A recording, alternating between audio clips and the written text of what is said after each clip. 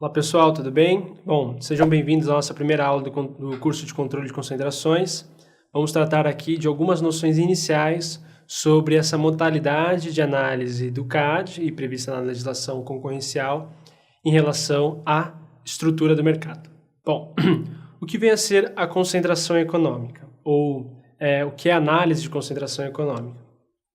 Como a gente trouxe no outro curso que a gente fez, existe tanto no CAD análise de condutas quanto análise de concentração. E a ideia de análise de concentração está relacionada com a forma como os agentes econômicos se organizam no mercado de forma prospectiva, de uma forma até preventiva. Então, se eles se juntam, se eles se fundem, se eles se associam.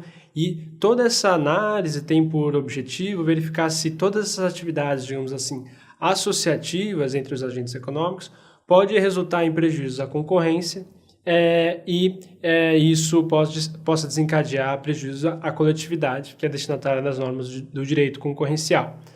Bom, então, o que é a concentração econômica? Um grande pressuposto de análise que a gente vai discutir aqui no curso é a análise do mercado relevante, porque a concentração econômica analisada, ela tem que ser analisada dentro de uma moldura metodológica de análise que é o próprio mercado relevante.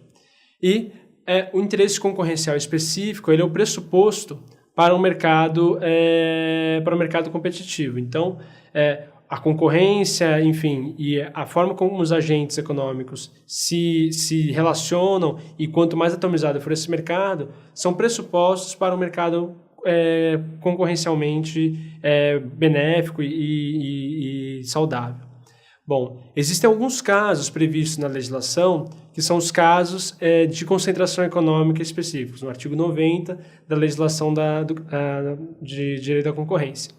Os casos são as hipóteses de fusão entre empresas, que está no inciso 1º, a hipótese de aquisição direta ou indireta de ações de participação acionária, permuta, conversíveis em ações, enfim, toda forma de aquisição acionária, de participação acionária. Existe até uma discussão qual que é o grau dessa participação acionária que se torna necessária a notificação da operação para o CAD, ou que ela é considerada um ato de concentração, efetivamente dizendo. Existe uma discussão também sobre participação acionária minoritária entre concorrentes, enfim, que é uma questão muito interessante e está regulada pela resolução 2 do CAD. Bom, a incorporação entre empresas também é considerada pela legislação como uma forma de ato de concentração e a celebração de contratos associativos entre empresas, consórcios ou joint venture. Tá? Um contrato associativo é toda forma contratual em que as empresas se associam na consecução de um objetivo comum. É muito próximo da joint venture, mas às vezes não é tão formal quanto a joint venture. Às vezes a joint venture envolve a criação de uma outra empresa, cuja participação social acionária vai ser dividida entre duas empresas que estão se associando no contexto da joint venture. Mas o contrato associativo às vezes são situações muito mais sutis, como por exemplo a celebração de um contrato de distribuição entre a empresa que fornece um bem e quem vai distribuir esse bem, efetivamente dito. E aí um importante que mencionar também, que está no parágrafo único do artigo 90, é que não serão considerados atos de concentração para os efeitos da legislação quando a celebração do contrato associativo ou do consórcio for destinado às licitações promovidas pela administração pública direta e indireta e aos atos de contratos delas decorrentes. A ideia aqui é que toda associação, toda a criação de um consórcio destinado à participação num certame licitatório, ele não vai configurar um ato de concentração e é uma hipótese específica de exclusão, tendo em vista que, hoje em dia, a análise do CAD para autorizar uma concentração econômica é uma análise prévia. Então, antes de ocorrer a efetivação da fusão ou do consórcio ou do contrato associativo, da joint venture, o CAD tem que dar uma aprovação.